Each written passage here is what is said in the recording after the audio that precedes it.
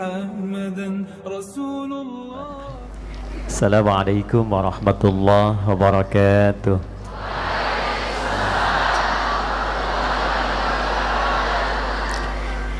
Baik, hadirin sekalian, saya sebetulnya tadi Mas Ikhlas sudah ingin menyiapkan pakai jas, Pak Rektor, pakai dasi, tapi di pertengahan saya memutuskan mengganti jadi batik. Ternyata kita senyawa gitu ya. Ada 3 alasan. Yang pertama, memang ini ada nuansa Hari Batik Nasional dimulai 2 Oktober 2009. Dan bagian dari rasa cinta kepada bangsa dan negara kita menampilkan nilai-nilai itu sehingga tidak akan pernah terjadi pertentangan antara nilai spiritual dengan nilai-nilai yang tertanam dalam sifat nasional. Yang kedua, batik itu dulu asalnya dari kata ambatik. Ya, ambatik itu dari kata amba, sesuatu yang terhampar luas. Kemudian atik, titik-titik yang mengukir satu visi. Jadi saya mengenakan pakaian ini karena saya merasa akan memasuki satu hamparan kampus yang begitu luas, yang di situ akan terukir sejarah-sejarah yang menginspirasi bagi seluruh wilayah di Negara Kesatuan Republik Indonesia. Kemudian yang ketiga, karena ini ada irisan dengan penguatan spiritual, para ulama khususnya di Jawa itu kalau hobinya tidak pakai baju putih, itu menggunakan batik. Karena saripati Al-Quran itu dirangkum di Al-Fatihah. Al-Fatihah terangkum di Bismillahirrahmanirrahim. Bismillahirrahmanirrahim itu terangkum di huruf ba. Dan ba itu dimulai dengan titik. Ada yang mengatakan ba ditambah dengan titik disingkat menjadi batik katanya. Jadi ketika dia menggunakan batik, dia merasa pakaian itu adalah nilai Qur'ani yang menyelimuti langkah dan kehidupannya. Jadi itu alasan saja kenapa ganti pakai batik nih. Bapak Ibu sekalian, ada satu hadis tercantum di dalam Sunan Abu Daud. Abu Daud ini nama aslinya Sulaiman. Beliau berasal dari Sijistan sehingga dikenal dengan Sulaiman As-Sijistani. Sijistan ini kita tahu bukan dari negara Arab, bukan di kawasan. Kalau Tan itu pecahan Soviet di masa lalu, tapi ada kebiasaan yang unik terjadi sejak era jahiliyah, dipertahankan di era Islam untuk memperkenalkan diri jika bukan berasal dari lokal yang disinggahi, untuk menunjukkan bahwa saya bukan dari sini, tapi nilai-nilai yang diajarkan di sini sudah sampai ke tempat saya dan memberikan pengaruh pada kehidupan saya. Itu rumusnya, ditambah alif lam di depannya, ujungnya tambahkan i. Jadi Sulaiman dari Sijistan maka dikenal dengan Sulaiman As-Sijistani. Ya, ada juga yang dihapuskan nama aslinya tapi diviralkan daerahnya untuk diperkenalkan bahwa tempat saya tinggal dan lahir itu lebih penting dibandingkan individu saya sendiri. Contoh begini, kenal Imam Al-Bukhari? Nah, kenal di mana? Ini masa lumayan lain ya. Di Pekanbaru itu saya tanya, kenal Fir'aun? Kenal. Saya langsung mau udahan tuh ya. Al-Bukhari itu bukan nama asli. Nama aslinya Muhammad, punya bapak namanya Ismail, kakeknya Ibrahim, buyutnya Al-Mughirah, eyang buyutnya Al-Bardizbah, tinggal di Kecamatan Ju'fa, Kabupaten Bukhara, Provinsi Khorasan, negara Uzbekistan sekarang. Karena berasal dari Bukhara, beliau ingin perkenalkan, saya bukan dari Madinah. Karena nanti beliau salah satunya belajar untuk mengambil hadis Nabi di area Madinah. Sampai sekarang tempat belajar beliau dibangunkan masjid dikenal dengan Masjid Al-Bukhari. Datang ke situ menyampaikan, saya bukan dari sini, tapi saya dari tempat yang jauh di Bukhara. Namun Islam itu bisa merubah kehidupan spiritual dan intelektual saya sehingga bisa menjadi seperti ini. Maka dikenalkanlah kemudian dengan nama Al-Bukhari dan diviralkan sampai dengan sekarang. Padang mesti bangga karena di antara sekian ahli hadis yang memiliki gelar tertinggi bernama musnid, orang yang paham dan mengerti hadis sampai ke runtutan periwayatnya, sanad. Saya terima dari si fulan sampai ke Nabi sallallahu alaihi wasallam. Orang terakhir yang memiliki predikat itu bukan orang dari Arab, bukan dari Mekah, bukan dari Madinah, bukan dari Bukhara, tapi dari Padang. Namanya Syekh Yasin Al-Padangi. Yasin bil Isa Al-Padangi. Seorang mufti pemberi sanad di Masjidil Haram yang seluruh murid-murid dan para intelektual di dunia datang jika ingin mendapatkan hadis di wilayah Masjidil Haram, itu datangnya kepada beliau. Dan banyak murid-murid beliau yang bertebaran, termasuk dari Mesir yang pernah menjadi mufti di Mesir, yaitu Syekh Ali Jum'ah, yang saat beliau kuliah di sana. Baik kelas. Nah, sanad dari Syekh Ali Jum'ah itu saya juga mendapatkan sanad dari beliau. Jadi sanad saya tersambung juga pada ulama Padang, yaitu Syekh Yasin bil Isa Al-Padangi. Baik. Bapak Ibu sekalian, kembali ke Sulaiman As-Sijistani. Beliau ini seorang pakar hadis. Kurang lebih mengumpulkan 4.800 hadis yang dikodifikasikan, dibukukan dan disusun berdasarkan urutan fikih. Jadi kalau ada hadis disusun topiknya berdasarkan urutan fikih, itu disebut sunan namanya. Kalau dia disusun secara tematik tentang tema-tema kehidupan, dari bangun sampai tidur lagi, itu disebut jami' namanya. Contoh, Imam Al-Bukhari itu kitab sahihnya disebut jami'. Lengkapnya Al-Jami' As-Sahih Al-Musnad Al-Mukhtasar min umuri Rasulillahi sallallahu alaihi wasallam wa sunanihi wa ayyamihi. Itu lengkapnya. Coba ulangi. Nah, karena kepanjangan, maka disebutnya disingkat Sahih Al-Bukhari. Kenapa disebut Jami'? Maksudnya begini, kalau Anda ingin belajar hadis tentang kehidupan teladan Nabi secara tematik, Anda akses buku saya. Tidak harus semua. Anda di sini seorang ahli ilmu, sivitas akademika, jelas. Keluarkan topik yang ketiga, Kitabul Ilmi. Ada 97 topik di dalamnya. Bad'ul Wahyi tentang legitimasi Nabi. Kitabul Iman tentang bagaimana cara menguatkan iman dan menjaga supaya tidak turun. Ada 57 hadis di dalamnya. Subtopik ayat hadis, ayat hadis. Nah, subtopik yang ketiga itu temanya tentang ilmu. Bagaimana cara belajar, hari apa bagusnya belajar, tema laki-laki apa, perempuan apa, bagaimana cara menghafal supaya kuat, tidak mudah lupa. Anda kalau ingin mengakses itu sesuai dengan profesinya, itu silahkan akses yang Sahih Al-Bukhari. Tapi kalau ingin belajar tentang fikih, cara sholat yang terukur, dari mulai wudhu syaratnya, takbir sampai dengan salam, maka yang paling lengkap di kitab Sunan namanya. I'tidal, sami Allah liman hamidah, ingin sujud, yang turun apa dulu? Tutut, nempel dulu, ataukah telapak tangan dulu? Nah, di antara dua itu, kalau Anda mau cari di Sahih Al-Bukhari, itu sampai kiamat kurang 2 hari nggak akan ditemukan. Karena memang topiknya tidak menjangkau itu. Ditemukannya di Sunan. Di antara sekian kitab Sunan yang menjadi andalan sebagai referensi utama, itu kitab Sunannya Sulaiman As-Sijistani. Beliau ini kalau disebut hadis itu langsung paham, baru dengar itu tahu, oh ini sahih, ini dhaif, ini dhaifnya kualitas begini, ini yang masih bisa diamalkan, ini yang ditolak. Sehingga Ibnul Qayyim Al-Jauziyah berkomentar begini, bila dulu ada sosok Nabi yang mudah melunakkan besi, namanya Nabi Daud, maka ini lisannya mudah melunakkan hadis, maka diviralkanlah gelarnya Abu Daud. Nah, itu asalnya. Selain kunyah bagi dirinya, juga penghormatan gelar yang melekat kepada beliau saking ringannya beliau menguasai hadis.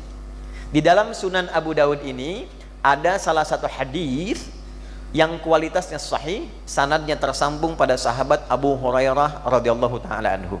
Nah, jadi saya tadi panjang-panjang ingin nerangkan hadis ini. Apa hadis yang dimaksud? Nabi pernah menyampaikan, Anda akan mendapati fi kulli ra'si mi'ati sanatin, dalam setiap 100 tahun perkembangan era itu, perubahan waktu itu, man yujaddidu laha dinaha. Para pembaharu, orang-orang hebat yang visioner, yang akan menghidupkan kembali nilai-nilai ajaran agamanya, Islamic value, sesuai dengan kebutuhan era dan masanya. Nah, di titik inilah saya ingin menyambung sambutan Pak Rektor tadi, bagaimana UNP menyambut konteks hadis itu dengan menjadi pembaharu dan inspirator yang menggerakkan dunia dimulai dari titik ini menuju Indonesia emas berkemajuan dan menginspirasi dunia dan menunjukkan pada dunia di titik inilah perubahan dan peradaban akan dimulai. Ya. Jadi sebetulnya saya pun tidak tahu mau bahas apa. Jadi ketika Pak Rektor kasih sambutan, saya pikir hadis ini yang paling cocok untuk kita urai. Saya tidak dikasih tema Pak Rektor ini ya. Jadi ini makanya kultum, kuliah terserah antum. Ya. Nah, teman-teman, cara berpikirnya begini. Ini mohon izin saya disiapkan papan tulis, nanti kalau tidak digunakan masuk kategori mubazir nanti. Ya. Mubazir itu ada penggeraknya. Tasrifnya badzara yubadziru tabdziran. Fahuwa mubadzir wadaka bazr. Sia-sia. Ya. Sekarang disingkat bazr. Bazr itu orang yang berbuat sesuatu yang sia-sia. Nah, saya tidak mau masuk golongan itu. Belajarnya yang betul ya, kita punya ilmu derivasi namanya sorof, tapi sekarang di era perkembangan digital agak berubah tasrifnya. Fasbaka yu facebooku facebookan, ya. Taktaka yu taktiku tik toka. Nah, taba ya tubu yu tuba. Instagrama ya instagrimu instagrama. Ya. Oke.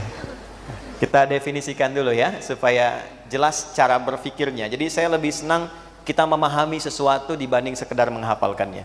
Ya, itu titik poinnya. Saya ingin pastikan, mohon izin supaya bisa terakses dengan baik. Di belakang kelihatan ini?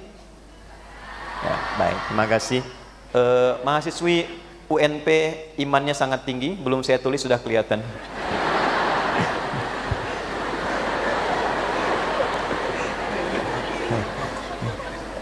Ini ya, setiap 100 tahun itu.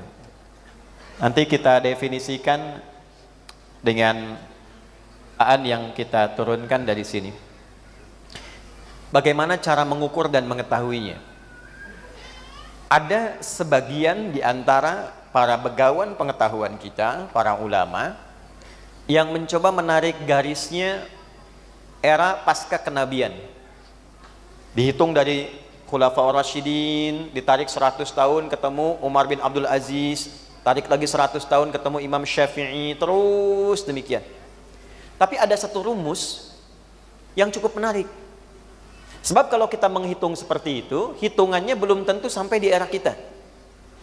Lalu siapa pembaharunya? Cara berpikir demikian tidak menggerakkan kita menjadi subjek, tapi hanya menempatkan diri kita menjadi objek. Sedangkan Al-Quran dan hadis mengajak semua kita itu menjadi bagian dari subjek kebaikan. Karena itu di dalam ta'rif bahasa Arab di ilmu nahwu itu selalu fa'il didahulukan dibanding maf'ul, gitu ya Ustaz ya. Selalu mubtada. La yajuzul ibtida bin nakirah ma lam tufidka inda zaidin namirah. Tidak boleh menjadi pionir kalau tidak ada hasrat untuk memberikan manfaat. Maka jadilah seorang pelaku di setiap nilai kebaikan dibandingkan sebagai seorang objek yang hanya mendapati hasilnya. Maka cara mengukurnya, saya dengan cepat tarik garis 100 tahun ke belakang. Lalu tempatkan diri kita di 100 tahun ke depan saat ini untuk mengukur apa yang kita bisa lihat dan kita bisa persembahkan. Nah, kita tarik dulu, sekarang gunakan tahun Masehi lah yang lebih mudah, 2024, 1446 Hijrah. 1446. 2024 dikurangi 100 berapa? 1924. Lebih ya? Baik. Yuk kita tarik secara kontekstual dalam dunia kita sekarang, sehingga maksudnya begini, kita tahu apa yang harus kita lakukan sekarang. Anda kampus ini, tadi disebutkan ada kurang lebih 50.000 siswa. Pertanyaan saya sederhana. Apa yang Anda harapkan dan akan Anda lakukan ketika masuk ke kampus yang megah ini? Mau berbuat apa? Sekarang itu era 5.0 yang dalam konteks terapannya, itu kita sudah nggak bisa bercita-cita lagi seperti dulu. Dulu orang berkata begini, saya pengen jadi presiden, saya pengen jadi insinyur, ya, saya pengen jadi dokter. Nah, sekarang kita di era yang tidak masuk ke dalam konteks perbincangan seperti itu lagi, karena yang pengen jadi seperti itu sudah banyak, saingannya terlampau ketat. Yang ingin jadi dokter itu sudah melimpah. Sekarang itu di era berbalik pertanyaannya, apa yang kita bisa buat sebagai satu perubahan berkemajuan di tempat kita berkehidupan. Itu poinnya. Jadi ketika Anda masuk ke kampus ini, baik sekarang yang baru bergabung di awal semester, atau yang sudah di tahun-tahun terakhir, apalagi program pasca sarjana, pertanyaan besarnya, kreasi apa yang Anda bisa buat dan Anda ciptakan di era ini untuk membawa sebuah pencerahan berkemajuan. Ini tantangan besar dalam Islamic value itu seperti itu. Saya berikan satu rahasia ya, tapi tolong jaga ini di antara kita saja nih. Anda kalau catat, Islam itu kalau datang ke satu tempat tidak pernah disebut penguasaan.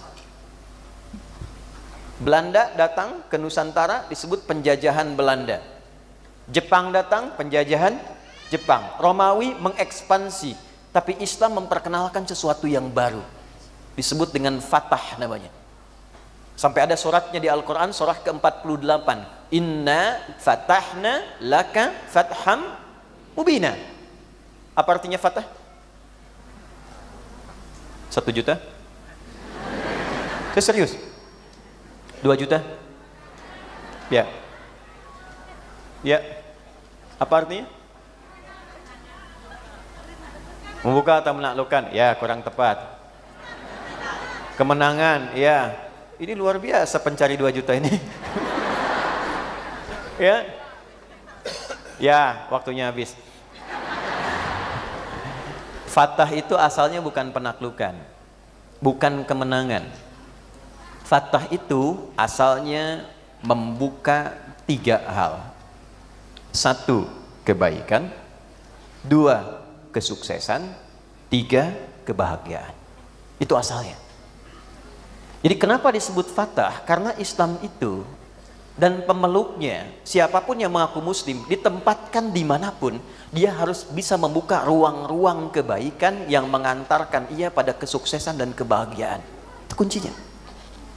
Karena itu setiap tempat yang dipijak oleh kader-kader dan mahasiswa yang digembleng oleh Nabi, di tempat manapun dipijak, itu asalnya cuma 40 orang. Tapi setiap 40 ini bergerak ke setiap tempat, tempat itu selalu terbuka, mencerahkan dan kemajuan. Anda kalau mau riset silakan.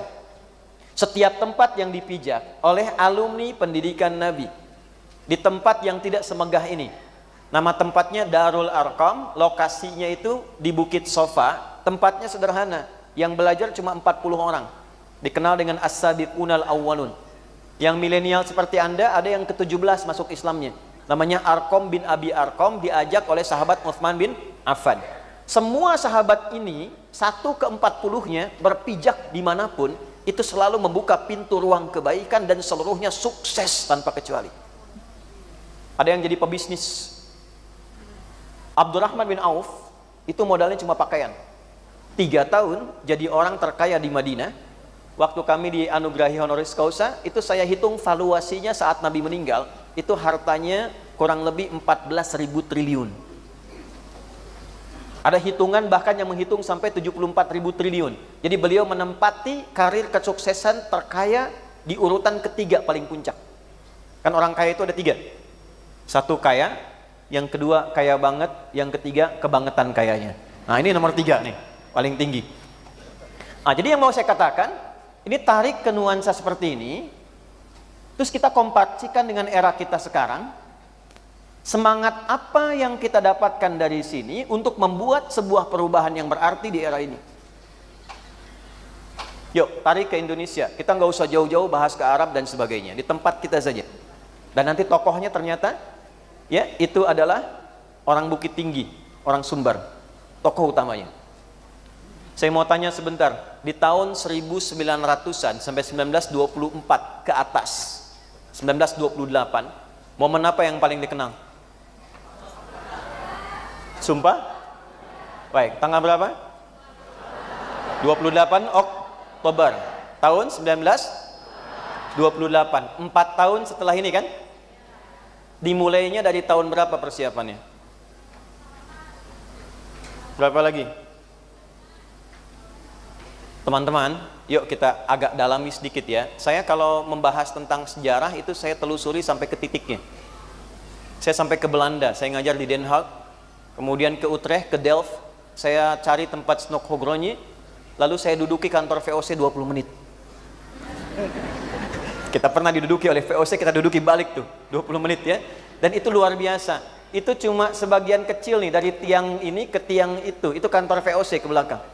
Mereka bikin konsorsium, tapi gudangnya kurang lebih 1,5 kali auditorium ini.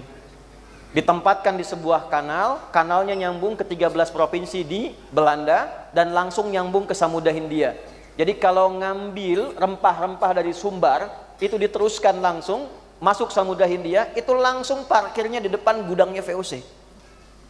Di tahun itu 1901 ada seorang tokoh bernama Concord Theodor van de Verten. Dia menulis dalam sebuah majalah namanya The Gids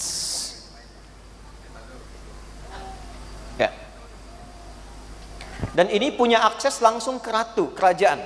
Waktu itu yang baru dilantik namanya Ratu Wilhelmina.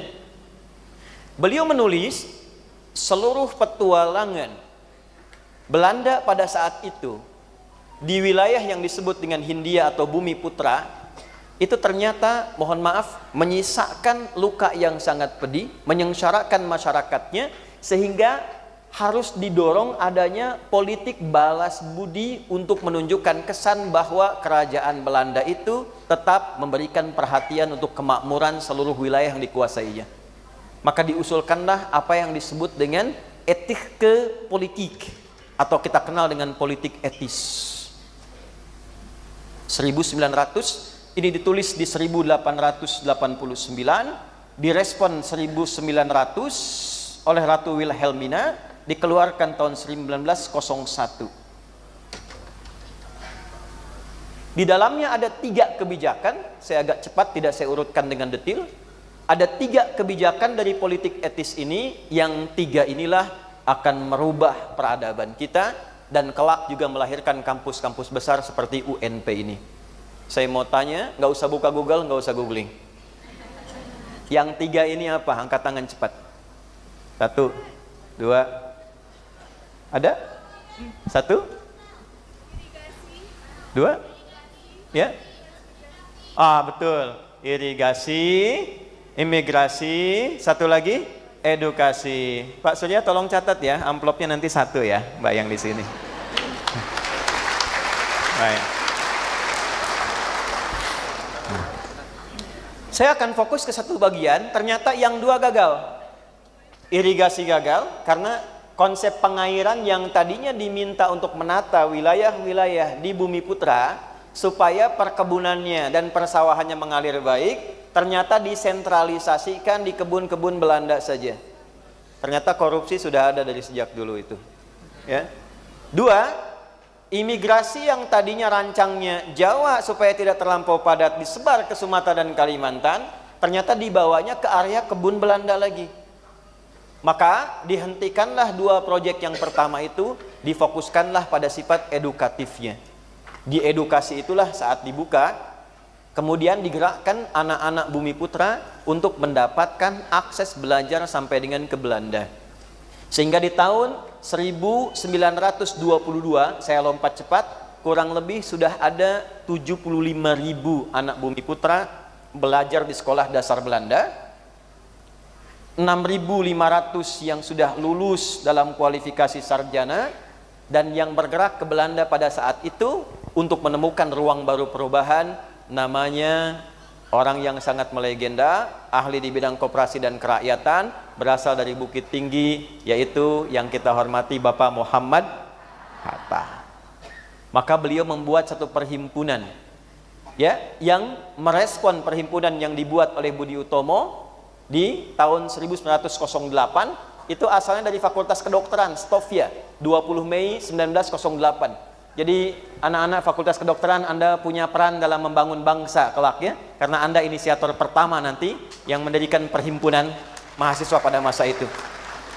1908 ini masih lokal. Deklarasinya di Jogja pada tanggal 5 Oktober 1908. Kemudian setelah itu saya lompat 1922, Bung Hatta mendirikan satu perhimpunan yang sangat melegenda di Belanda bernama Indische Vereniging, yang kelak dirubah jadi Indonesische Vereniging atau Perhimpunan Indonesia, PI. 1924 menggerakkan satu majalah namanya Indonesia Merdeka, IM.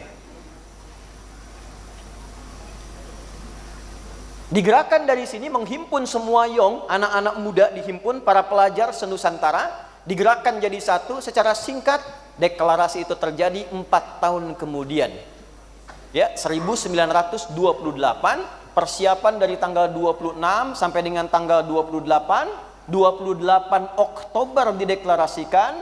Kemudian lahirlah apa yang disebut dengan Sumpah Pemuda dengan 3 bagian pokok utama yang menjadi landasan pacu pesawat Indonesia terbang tinggi 17 tahun setelah itu. Peristiwa yang dinantikan selama puluhan ratusan tahun belum pernah terjadi. Dengan ini hanya 17 tahun kemerdekaan itu bisa diraih setelah peristiwa Sumpah Pemuda.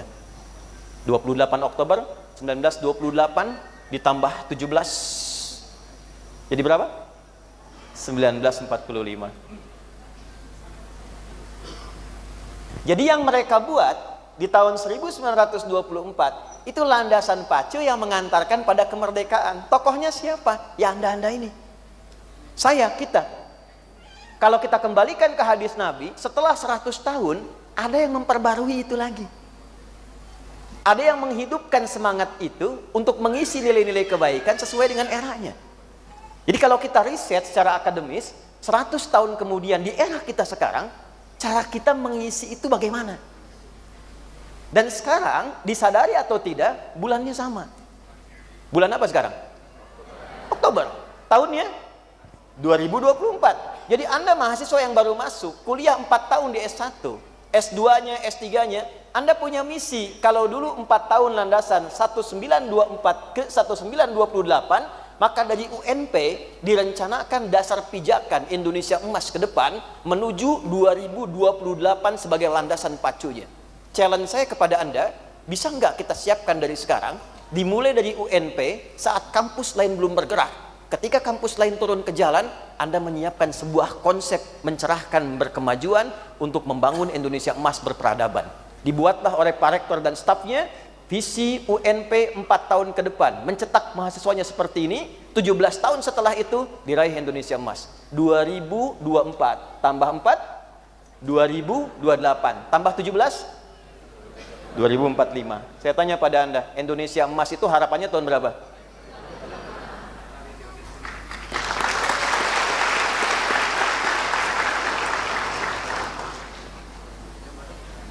Nah, inilah pentingnya papan tulis. Jadi kita tidak hanya bicara, secara konseptual itu tersusun. Ini yang dimaksud di surah Ali Imran, watilkal ayyamu nudawiluha bainan nas. Ada inspirasi dalam setiap kejadian di muka bumi ini yang value-nya bisa kita ambil untuk kita isi di era di setiap kita tinggal.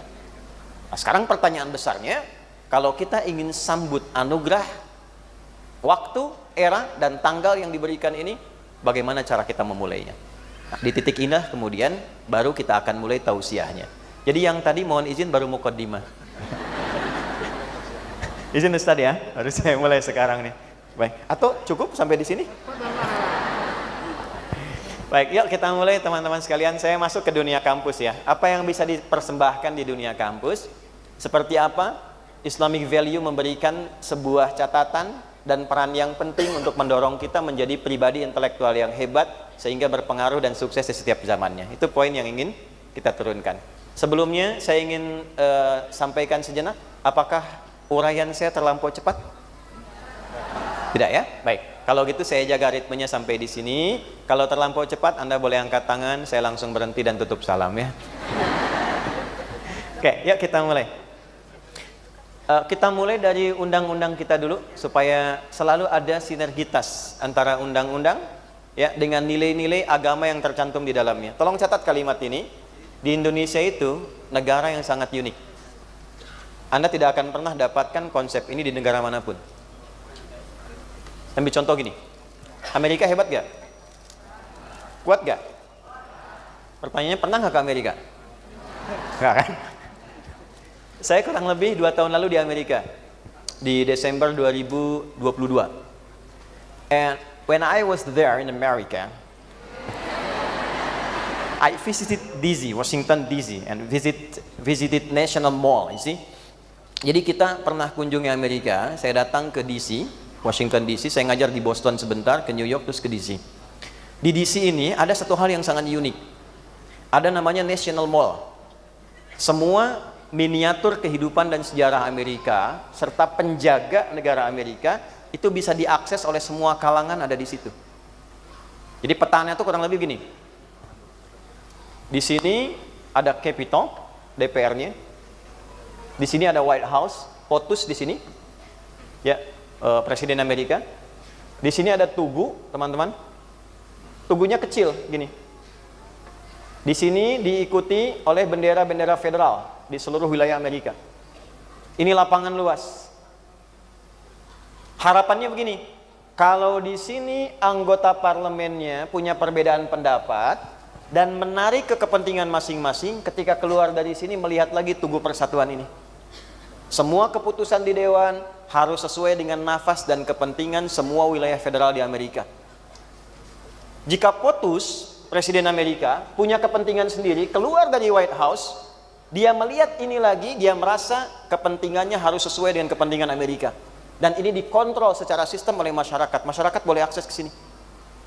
Oleh karena itu, Amerika dikenal dengan negara sistemik.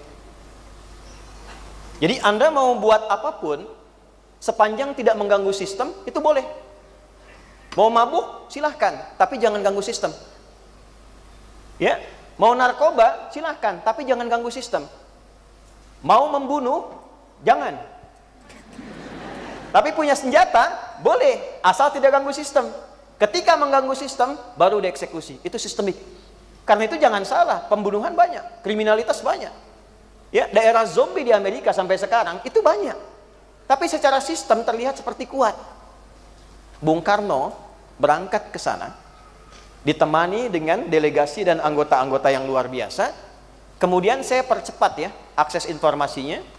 Sebetulnya ada detail yang sangat mendalam, tapi saya ingin percepat ke inti bahasan kita saja. Begitu melihat fenomena ini, beliau kemudian tergambar satu visi besar yang akan dibawa pulang ke Indonesia, Nusantara. Begitu kembali, ini yang ingin saya sampaikan.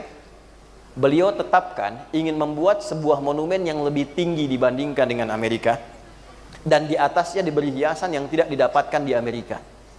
Maka pulang dari situ, pulang dari Amerika, lawatan 18 hari, beliau tetapkan untuk membuat satu monumen bersejarah besar yang menjadi akses nasional seluruh wilayah Indonesia. Itulah yang kita kenal dengan Monas. Tingginya hampir 3 kali lipat dibandingkan dengan Tugu Amerika. Atasnya itu ada emasnya. Filosofinya apa? Filosofinya, di Amerika sehebat apapun negara sistem, saya akan buat masyarakat, saya akan buat rakyat saya memiliki kehebatan yang lebih tinggi dibandingkan dengan Amerika, dan generasi yang saya akan bangun adalah generasi emas. Itu terjadi jauh sebelum kita bahkan hadir di tempat ini. Tapi yang tidak banyak orang tahu, cara membuatnya bagaimana? Gubernur Jakarta yang lalu, kami sempat berdialog untuk melihat peta lama Jakarta. Ternyata Monas itu, teman-teman, itu saat didirikan, itu ditarik garis lurus. Garis lurusnya bertemu di pusat spiritual, yaitu Masjid Istiqlal. Jadi ini menghadap kiblat. Ini bukan utak-atik ya. Tapi ini fakta sejarah. Ketika Anda telusuri peta ini menghadapnya sejalur dengan Istiqlal dan menghadap kiblat. Pertanyaan besarnya, visi apa yang dibangun oleh orang-orang pada masa itu? Mengapa membangun generasi emas dengan keilmuan dan jiwa yang tinggi itu mesti dihadapkan ke arah kiblat dalam penguatan spiritual? Itu dulu. Halo, kenapa diam? Nah, ini pertanyaan besarnya. Karena ternyata orang-orang kita yang terlibat dalam pemerintahan di tempo dulu, itu kebanyakan mereka juga rata-rata ulama. Kiai Haji Agus Salim, seorang diplomat, menguasai beragam bahasa. Jangan salah, ahli tafsir, ahli fikih, ahli hadis. Resimen di militer, dari mulai Jawa sampai dengan Sumatera, sampai ke Aceh, sampai ke Papua, kalau kita teruskan, itu rata-rata banyak ulama terlibat di dalamnya. Dan secara konseptual, ternyata diuraikanlah tidak mungkin mendidik dan menghasilkan generasi emas itu kecuali mengoptimalkan 3 potensi besar yang ada pada diri manusia. Di titik inilah menjadi bahasan penting bagi Bapak Ibu, para dosen dan sivitas akademika di UNP, kalau ingin mencetak mahasiswa yang unggul, yang emas, yang hebat, maka pastikan 3 hal ini, Bu, Pak. 1, saya agak cepat. Ini inti manusia. Ada aspek fisikal. 2, ada aspek intelektual. 3, teman-teman, ada aspek spiritual. Di sini ada bodinya, fisik. Di sini ada akalnya. Di sini ada rohnya. Dan dengan 3 ini kita disebut manusia. Jadi kalau 1 hilang dari 3, itu kemanusiaannya akan hilang dan dipertanyakan. Rohnya hilang, itu meninggal. Akalnya hilang, jadi hewan. Fisiknya hilang, gentayangan. Tinggal 2. Ya, saya mohon izin, saya agak lambatkan karena di sini ada substansi yang sangat penting.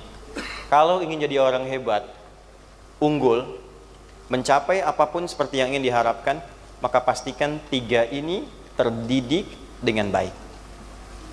Dan inilah pola pendidikan yang diviralkan oleh Nabi sejak beliau diutus dan diangkat oleh Allah menjadi Nabi dan Rasul. Tidak pernah beliau diberikan pedoman kecuali mengoptimalkan 3 bagian ini. Pernah dengar Nabi senang olahraga? Beliau gulat juga kan? Beliau memanah juga kan? Berkuda juga kan? Yang paling menarik, beliau pernah mengajarkan, ajarkan anak-anakmu itu berenang. Pertanyaan besarnya begini, mau berenang di mana? Di padang pasir. Kan? Tapi kalimatnya jelas, alimu auladakum as-sibahata warrimaya. Ajarkan anak-anakmu itu berenang dan menembak, melontar. Ternyata visi besar, boleh jadi eranya bisa berubah, tapi Anda bisa kreasi mencari jenis olahraga yang menyehatkan tubuh dan menguatkannya. Dulu memanah, sekarang bisa menembak. Ya, dulu berenang tidak marak, sekarang bahkan ada pelajarannya, ada teorinya, ada turunannya, sampai aspek kesehatannya. Ini 1. Ya, jadi kalau bagian eksekusi paling bawah, paling luar ini tidak dioptimalkan, maka tidak berguna rancangan dan rumusan pikiran yang ada di akal kita. Ini bagian pertama. 2, saya cepat.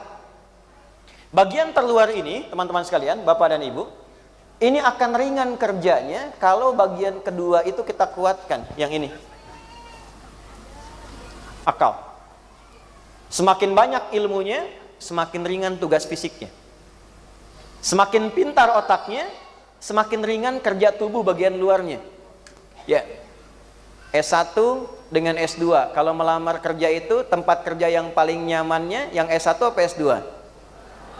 Posisinya paling mana yang paling tinggi, S1 atau S2? Salary-nya bagaimana? S2. Jadi begitu Anda naik ke atas, semakin tinggi ilmunya, semakin kuat wawasannya, semakin ringan kerja tubuhnya. Tinggal tunjuk, pakai telunjuk, yang lain mengerjakan. Tapi kalau tidak tinggi, tidak kuat, Anda nggak banyak baca, tidak banyak meningkatkan kemampuan intelektual, maka lemah dan sulit serta berat kerja tubuh fisiknya. Ini yang kedua. Ya, saya gambarkan dulu, nanti saya rincikan turunan-turunan dalam Islamic value-nya. Seperti apa kita optimalkan. Yang ketiga, ini yang paling penting karena di sini ada unsur instruksinya yang menentukan sukses, tidak, baik, buruk, itu ada di sini. Ini awas, mohon izin ya saya ingatkan, ada banyak sekarang yang keliru memahami bahwa otak itu, atau dalam konteks lain akal itu memberi perintah. Tidak. Teman-teman, akal itu hanya merumuskan bagaimana supaya perintah bisa dieksekusi dengan cepat. Jadi semakin pintar Anda, semakin cepat, semakin mudah dieksekusi. Itu fungsi akal. Jadi kalau Anda bicara akal yang sehat, itu artinya akal yang cepat merumuskan sesuatu supaya bisa cepat dieksekusi oleh tubuh. Tapi kalau yang ketiga ini tidak baik, maka yang keluar instruksinya itu instruksi yang buruk. Jadi kalau orangnya pintar, wawasannya luas, tapi perintahnya buruk, itulah yang akan mencelakakan dan menjadikan kehidupan tidak seideal yang kita harapkan. Baik, buruk, perintah itu munculnya dari sini. Disinilah ada dua inti kehidupan kita sebagai manusia. Pusat kebaikan disebut dengan takwa, provokasi keburukan disebut dengan fujur, nama lainnya nafsu. Cuma dua ini. Ini yang kita butuhkan sekarang. Takwa itu akumulasi semua sifat baik. Jujur, sabar, rendah hati, penyabar, giat, rajin, itu akumulasinya disebut dengan takwa. Lawannya itu disebut dengan fujur, nama lainnya nafsu. Jadi kalau ada jujur, ada lawannya dusta. Ada rendah hati, ada lawannya sombong. Ada sabar, ada lawannya marah yang tidak terkendali. Dua ini. Jadi kalaupun orangnya pintar, tapi yang mengendalikan adalah nafsunya, maka yang terjadi, eksekusi yang dilakukan oleh fisik itu pasti kriminal. Kenapa banyak korupsi terjadi? Padahal ahli hukumnya melimpah. Yang pintar banyak, karena yang takwanya kurang. Kenapa kita punya ahli ekonomi yang luar biasa, bahkan begawan ekonomi di Asia Tenggara pusatnya di kita, tapi belum bisa mengangkat kita dengan semakin baik? Karena persoalannya bukan kepintaran intelektualitas. Yang kita butuhkan sekarang hadir orang-orang baik yang pintar. Nah, nukleus dari sifat-sifat spiritual ini itu membentuk karakter yang disebut dengan karakter moral namanya. Nanti saya urutkan ya. Di sini membentuk karakter intelektual, di sini membentuk karakter fisikal. Kalau Anda belajar filsafat, ini nanti yang karakter moral disebut dengan etos. Etos memberikan pengaruh kepada logos. Logos membentuk karakter disebut dengan patos. Maka muncullah di sini etos, logos, dan patos. 3 bagian. Kalau logosnya pintar, etosnya tidak ada. Yang terjadi seperti yang kita saksikan saat ini. Indeks korupsi meningkat, kriminalitas bertambah, apalagi eranya menjadi online. Saya juga jadi bingung, tiba-tiba kemarin saya bisa bikin press conference sedang hipertensi. Padahal baik-baik saja. Saya juga bingung kemarin tiba-tiba ada video saya jualan garam. Padahal saya lihat-lihat video dari awal ceramah, belum pernah saya tausiah tentang garam, Bu. Kemarin ada garam ruqyah di video kan, narasinya saya. Dan gambarnya itu sedang mengajarkan tentang mandi, isinya jualan garam. Anda bayangkan? Itu era kita sekarang. Jadi yang terpenting apa? Bagaimana menanamkan spirit takwa sebelum masuk ke aspek logos. Dan ternyata, kenapa saya mulai dari Amerika tadi? Hebatnya orang tua kita itu sudah menyadari ini. Jadi kalau Amerika dibuat sistemnya sistemik, Indonesia dibuat personifikasi, diperbaiki personalnya dulu, sehingga ketika setiap orangnya baik, maka semua sistemnya otomatis menjadi baik. Itulah yang menjadikan semua instrumen kebangsaan nilai takwa di dalamnya. Yuk kita mulai. Undang-Undang Pendidikan nomor berapa? Nomor 20 tahun 2003. Baik ya. Di situ kita mulai dari pasal menimbang saja. Ada berapa poin? Ada 5, A, B, C, dan E. Coba poin B dibuka. Undang-Undang Dasar 1945 mengamanatkan pemerintah menyelenggarakan, mengusahakan satu sistem pendidikan nasional yang meningkatkan keimanan dan ketakwaan pada Tuhan Yang Maha Esa serta akhlak mulia, takwa. 1. Jadi kalau di UNP hanya mencetak mahasiswa yang pintar tapi tidak bertakwa, itu menyalahi setengah undang-undang pendidikan. Dari sini ada fakultas hukum di sini? Belum ada. Nanti kalau ada, biasa jadi hakim misalnya ya. Di hakim itu ada 5 etik, namanya Pancadharma. Saya ngajar di kehakiman tuh dari calon hakim, cakim sampai hakim agung. Pancadharma itu ada 5, dari ksatria sampai tirta. Disebut ksatria ketika hakim itu bertakwa pada Tuhan Yang Maha Esa. Yang jadi tentara, mau dari Bintara, Tamtama sampai ke Akmil, ada namanya Saptamarga, 7 Saptamarga. Yang ketiganya namanya ksatria. Kami ksatria Indonesia yang bertakwa pada Tuhan Yang Maha Esa, membela kebenaran, kejujuran dan keadilan, takwa. Ada polisi, Anda masuk polisi, Tribrata, nomor 1-nya takwa. Kami polisi, Negara Kesatuan Republik Indonesia yang bertakwa pada Tuhan Yang Maha Esa. Jadi ternyata semua orang tua kita itu memacu dan ini poinnya, menanamkan nilai takwa dalam instrumen kebangsaan sehingga diharapkan semua orang jadi baik. Kalau sudah baik, jadi apapun pasti jadi orang yang baik dan membawa maslahat. Jadi kalau jadi pimpinan baik, jadi arsitek baik, jadi dokter baik, semua istimewa. Ketika semua baik dan pintar, inilah yang ideal. Sehingga ketika semua keputusan dibuat untuk seluruh rakyat Indonesia, Anda silakan perhatikan. Di dalam setiap kop dan SK, surat keputusan, di level pimpinan manapun sampai ke presiden, itu di atasnya akan diawali dengan bintang, logonya, kemudian padi dan kapas begini. Bintang sila pertama, atas dasar takwa ketuhanan Yang Maha Esa. Keputusan ini dibuat dengan rahmat Tuhan Yang Maha Esa, spirit takwa. Sehingga diharapkan semua keputusannya membawa keadilan sosial bagi seluruh rakyat Indonesia. Semua level. Nah, sekarang pertanyaannya, bagaimana kita memulai dan mencirikan sebagai insan intelektual yang mengiringi perjalanan intelektualitas kita di kampus ini dengan takwa? Ibu, bagaimana Bapak mengajarnya dengan takwa, memimpin kampus ini dengan takwa untuk mengimplementasikan amanat undang-undang? Adik-adik, teman-teman mahasiswa, bagaimana belajarnya dengan spirit takwa? Dan apa hasil yang membedakan orang yang belajar dengan takwa dengan orang yang belajar tanpa menggunakan instrumen takwa?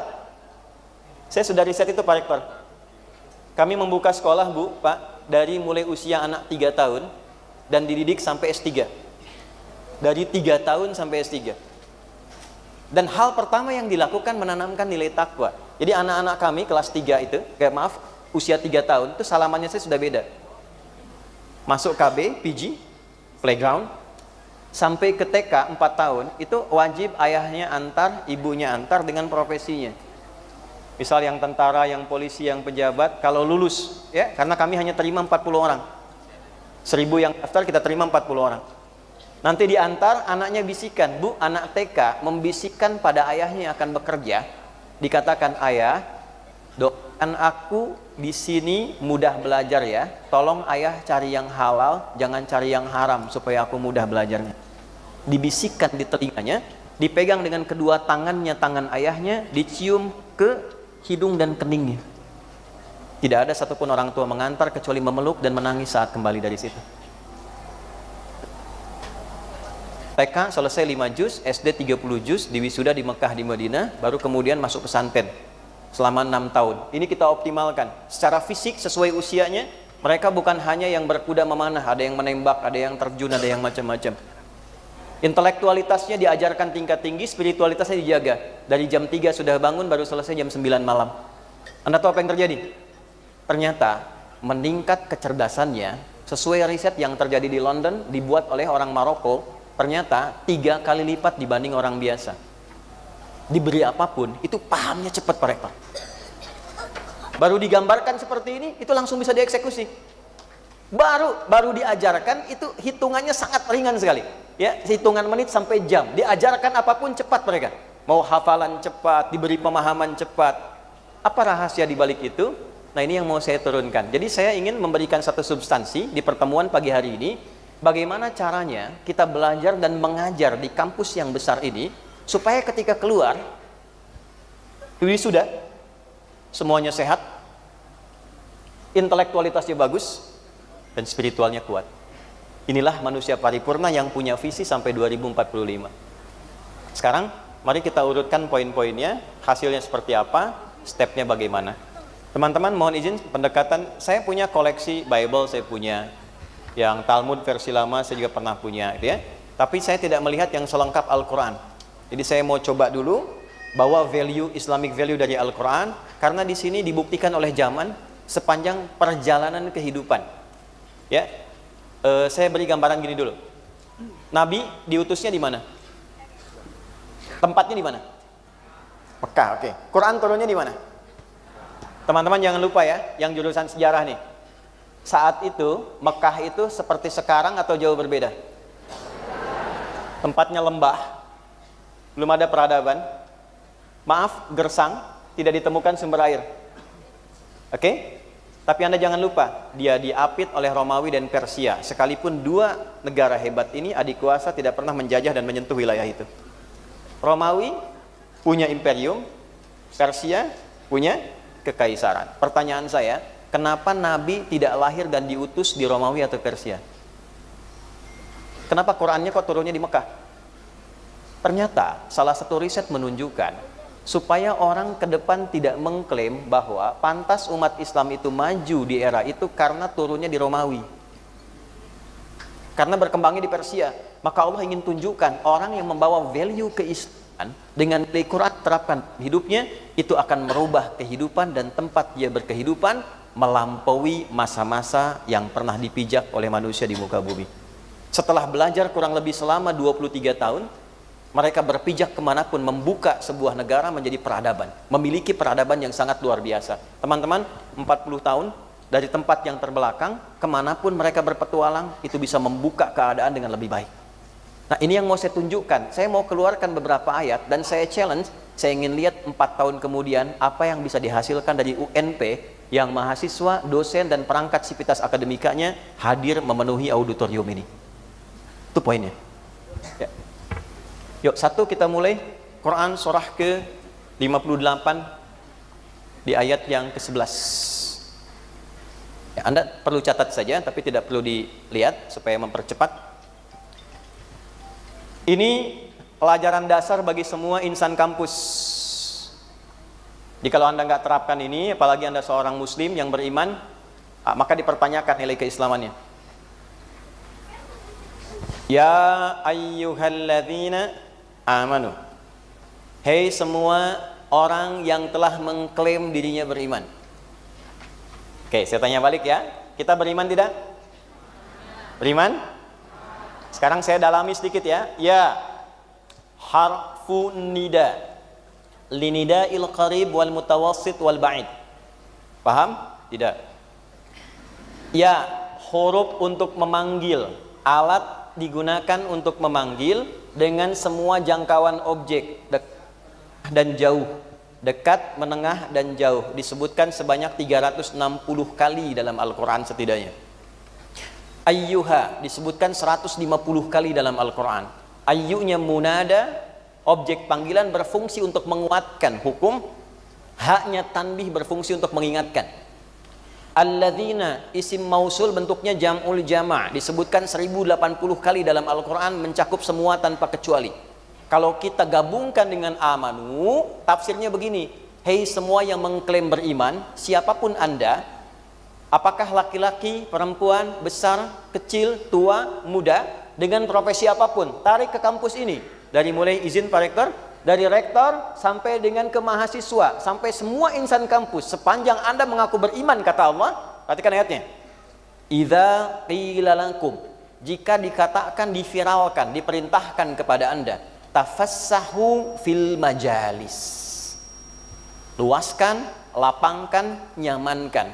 Bagian pertama Pak Rektor dan semua bagian dari stakeholder kampus, kata Allah tuh gini, gimana caranya bikin kampus ini nyaman untuk berkegiatan belajar dan mengajar.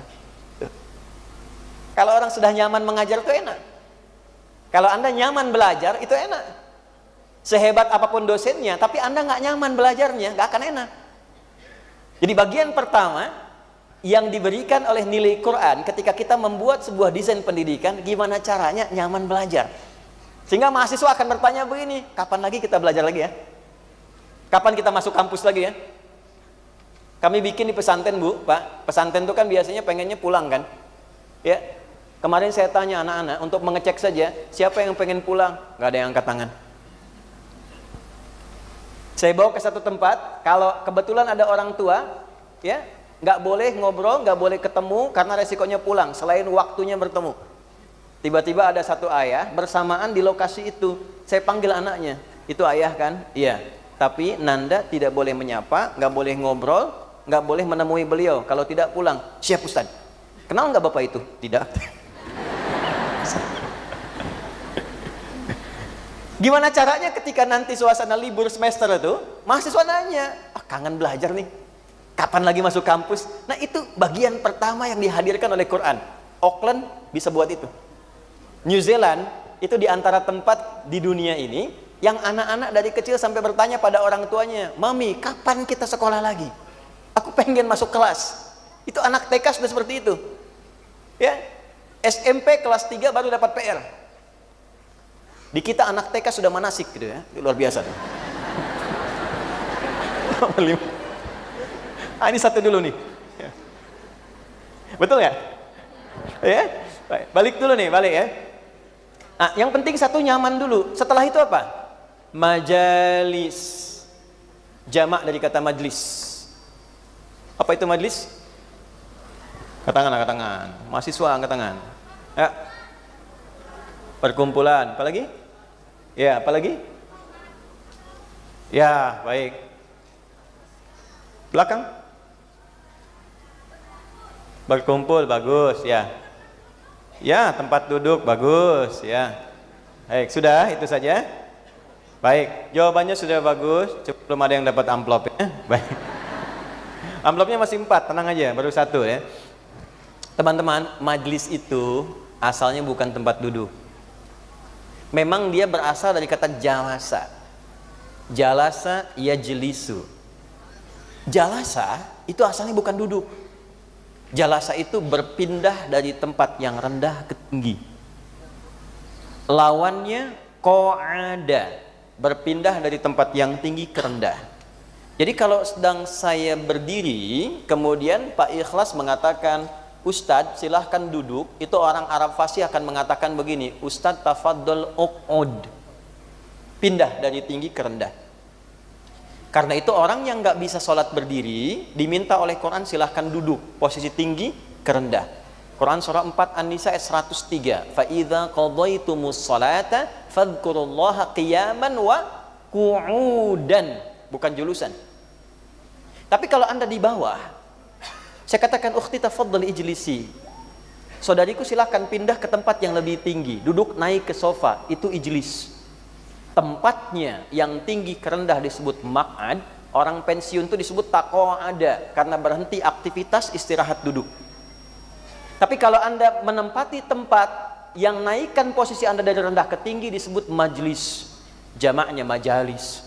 Kenapa tempat belajar disebut majlis dan dijamakkan majalis? Karena Allah inginkan semua fakultas yang ada di kampus ini, 12 fakultas, bisa nggak mengangkat derajat mahasiswanya dari yang masuk tidak tahu apa-apa, begitu keluar dari sini menjadi sosok yang punya derajat tinggi. Itu baru satu kata teman-teman, nanti ada teknisnya. Jadi kalau Quran itu perintahkan, gimana caranya semua yang masuk kampus di UNP ini, ya, dari yang tadinya rendah itu bisa jadi tinggi, yang tidak tahu jadi tahu, yang belum punya apa-apa menjadi terangkat. Jadi kalau Anda masuk kampus dan keluar dari kampus pengetahuannya itu saja, Anda belum berhasil. Masuk kelas dengan keluar kelas itu mesti beda. Jadi jangan sampai Anda masuk kelas ikut kuliah belum tahu apa-apa, keluar nggak tahu juga, itu Anda belum masuk kelas, belum masuk kelas. Maka dari itu Nabi menjelaskan teknisnya, bagaimana caranya saya bisa masuk ke dalam nilai itu. Maka perhatikan baik-baik, saya sebelum masuk ke Nabi tafsir ayat dengan ayat dulu. Majlis dijelaskan secara teknis di Quran surah ke-9 ayat 122, yang cuplikannya tadi dinukil oleh Ustadz Al-Ikhlas tadi. Quran surah ke-9 At-Taubah ayat 122.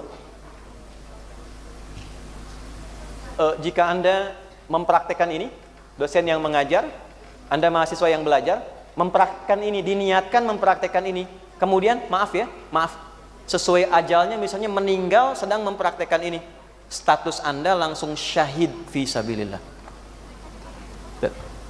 Walaupun ajal itu bisa kapan saja ya, kita tidak tahu. Anda bisa duluan, saya belakangan mungkin ya. Atau juga bisa dibalik, saya belakangan Anda duluan, bisa saja terjadi gitu ya. Itu sesuai dengan ketentuan Allah. Wa ma kanal mu'minuna, dan pelajar-pelajar yang merasa beriman itu cara belajarnya akan seperti ini. Tuh, cara menerjemahkannya ya. Jadi kalau tadi saya katakan Anda beriman, iya, maka cara belajar Anda masih seperti ini. Liyanfiru kaffah, tidak semestinya mereka berjuang secara fisik semua. Falaula nafara min kulli firqah, satu. Falaula nafar, maka hendaklah setiap yang mendaftar untuk belajar, kalau ditarik ke kampus UNP begini, maka dari semua mahasiswa baru atau yang belajar masuk, jumlahnya nih 50.000 kurang lebih. Nafar. Min kulli firqatin minhum, turun dari nafar jadi firqah. Perhatikan baik-baik. Ini sindiran halus dalam Al-Quran. Kalau nafar itu rombongan banyak yang fokusnya masih terbagi. Kalau masuk kelas misalnya dari 50.000 dipecah. Masuk satu perkuliahan misalnya jumlah 40, taruhlah nafarnya 40. Dari 40 ini, kata Quran tuh begini, boleh jadi yang serius itu setengahnya. Yang betul-betul niat kuliah. Ayo, mana yang masuk kelas yang pengen ngisi absen aja? Yang nunggu nanti ujian semesteran, yang pengen pinjam catatan teman. Oke? Nah, ini nafar. Nanti yang serius mungkin setengahnya. Taifah yang akan sukses itu setengahnya lagi. 40 bagi 2, 20 bagi 2, 10. Perhatikan cara membacanya. Cara berpikir seperti ini kurang lengkap. Yang dimaksud Quran itu men-challenge kita. Kalau Anda masuk kampus, masuk kelas untuk kuliah, jangan seperti golongan nafar yang tidak jelas mau ngapain. Anda masuk ke sini mau apa? Ngambil jurusan tertentu ingin jadi apa? Jangan sampai Anda ambil jurusan kedokteran setelah lulus gagal fisika. Tidak salah, tidak. Tapi orientasi Anda nggak jelas akhirnya. Teman-teman, saya itu kalau mau kuliah, dimanapun itu saya belajar, itu selalu saya tanyakan, di kampus itu ada apa, pelajarannya apa, dosennya siapa, karakternya bagaimana, buku apa yang dipakai. Tadi di antara profil itu saya disebutkan belajar di Libya. Sebelum saya berangkat, saya sudah tanya pada teman-teman di sana, jarak dari flat asrama ke masjid berapa? Dari situ ke perpustakaan berapa jaraknya?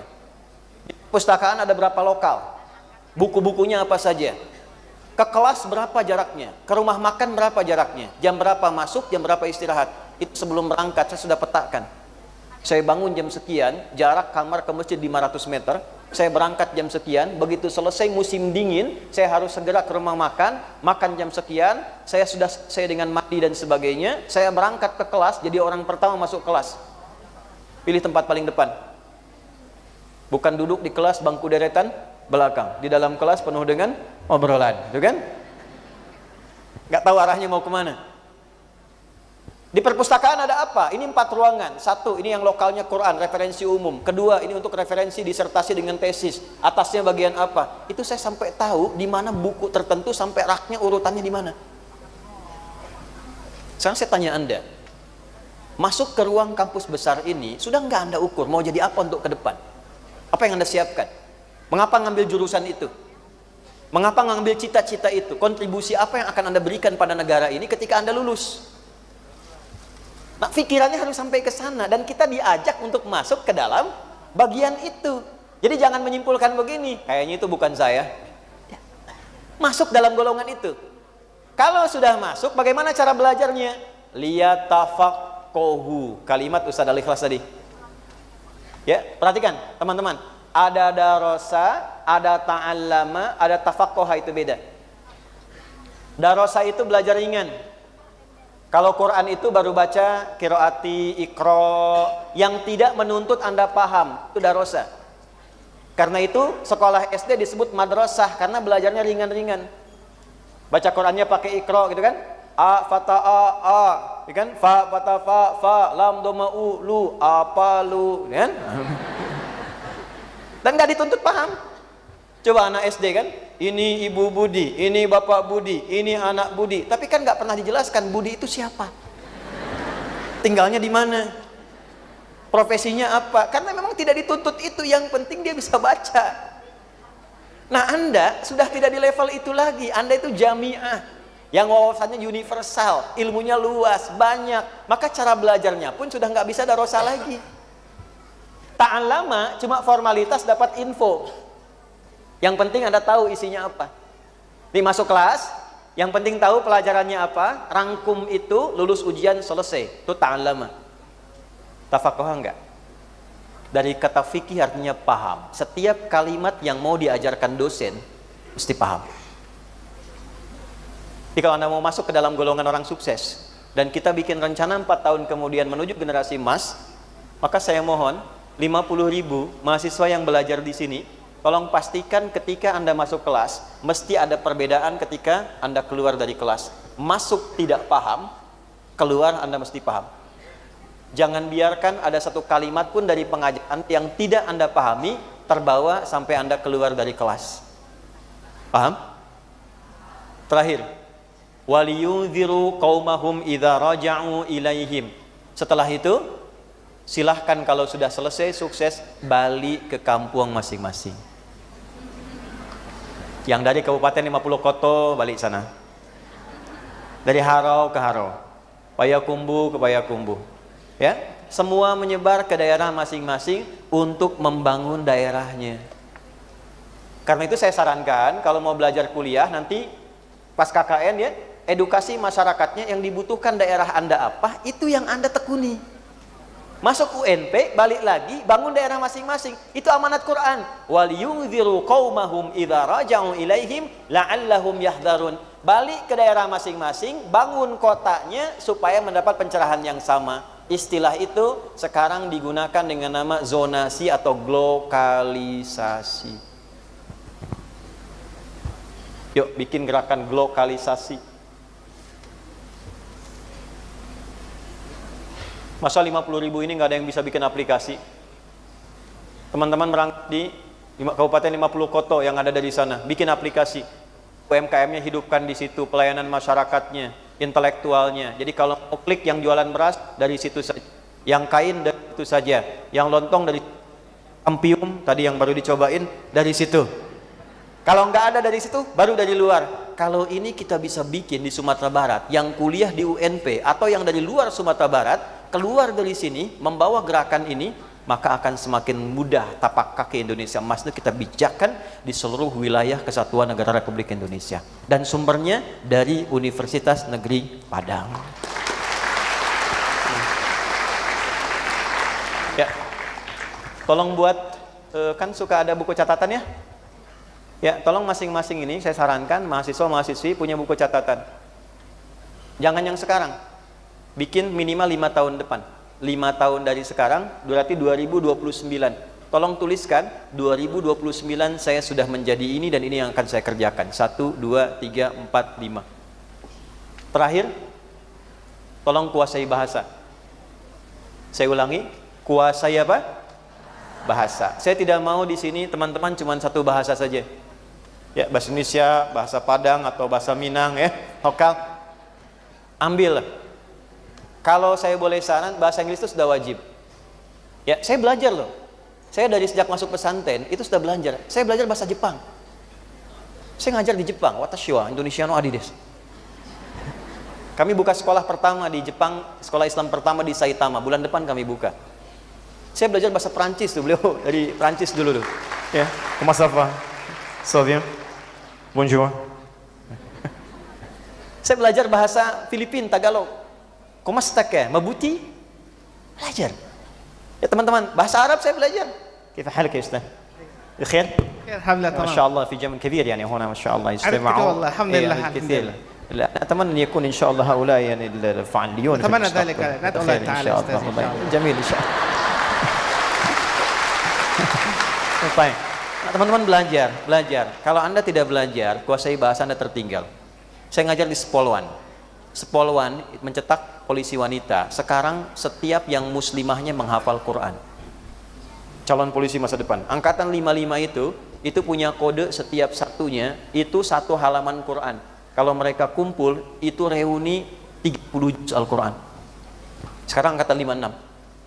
Jadi kalau Anda nggak mulai, Anda tertinggal. Amanat saya 3. 1, jangan tinggalkan sholat bagi yang muslim. Kalau bisa tahajud ya.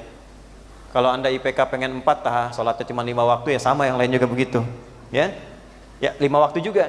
Tambah tahajudnya, tingkatkan takwanya kepada Allah. Yang kedua, Quran.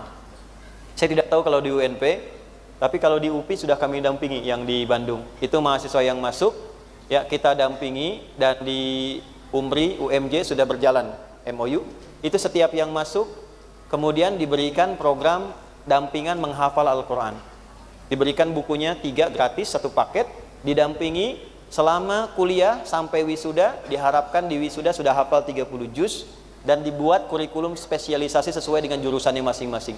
Jadi kalau di kedokteran, ayat-ayat kedokteran apa, hadisnya apa, risetnya apa. Jadi begitu lulus, dia jadi seorang dokter, hafal Quran, dan tahu ayat-ayat Quran dan hadis tentang kedokteran. Karena nanti ada orang sakit itu bukan fisik aja. Ada yang sakitnya akalnya, ada yang sakitnya jiwanya. Itu paling banyak. Bu dokter, saya sakit ini, pusing. Gejalanya apa? Kalau tetangga saya beli kulkas baru, saya pusing. Ya. Maka resep yang Anda tulis, Quran, surat sekian, ayat sekian. Dan dia pulang membawa pendekatan Rabbani kepada Tuhannya. Teman-teman, terima kasih untuk pertemuan di hari ini. Semoga bermanfaat. Saya ingin berikan satu hadiah yang bagi yang bisa jawab. Hadiahnya langsung umroh. Ya, bintang 5 di Mekah dan di Madinah. Oke, pertanyaannya cuma satu, sederhana. Bacakan lagi dengan lengkap yang pasal menimbang undang-undang tentang pendidikan tadi. Undang-undang nomor 20 tahun 2003 yang poin B. Silakan angkat tangan. Ya, silakan maju ke depan. Oke, silakan maju ke depan, dikasih jalan.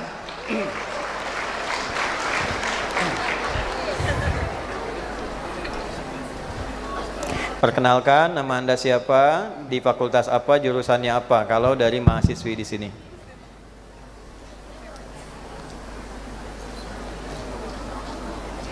Oke, Ya.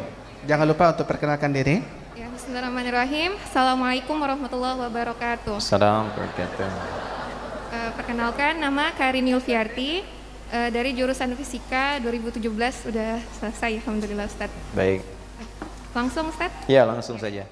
dari Undang-Undang nomor 20 tahun 2003 tentang Sistem Pendidikan Nasional yang poin menimbang B, bahwa Undang-Undang Dasar Negara Republik Indonesia tahun 1945 mengamanatkan pemerintah mengusahakan dan menyelenggarakan satu sistem pendidikan nasional yang meningkatkan keimanan dan ketakwaan serta akhlak mulia untuk mencerdaskan kehidupan bangsa yang diatur dalam undang-undang.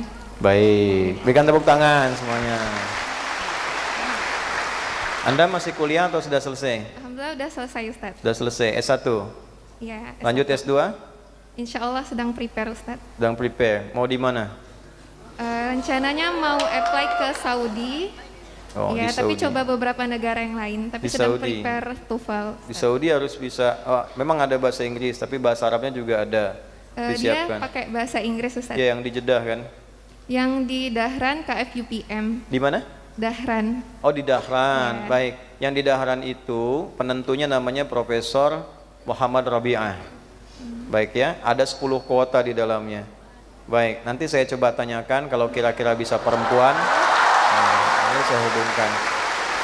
Tapi kalau kira-kira belum ada perempuan, nanti kita kondisikan. Yang penting nanti Anda umroh dulu. Nanti saat umroh, mudah-mudahan bertemu di sana ya. Baik, terima kasih. Tolong dicatat ya, staf saya ini 1 orang. Silakan kembali ke tempatnya. Berikan tepuk tangan. Jazakumullah khairan katsiran. Wassalamualaikum warahmatullahi wabarakatuh. Assalamualaikum Waalaikumsalam warahmatullahi wabarakatuh. Mari kita berdoa sebelum kita meninggalkan ruangan ini. Di antara sunnah yang bisa kita lakukan supaya apa yang kita pelajari memberi manfaat dan keberkahan untuk kita semua.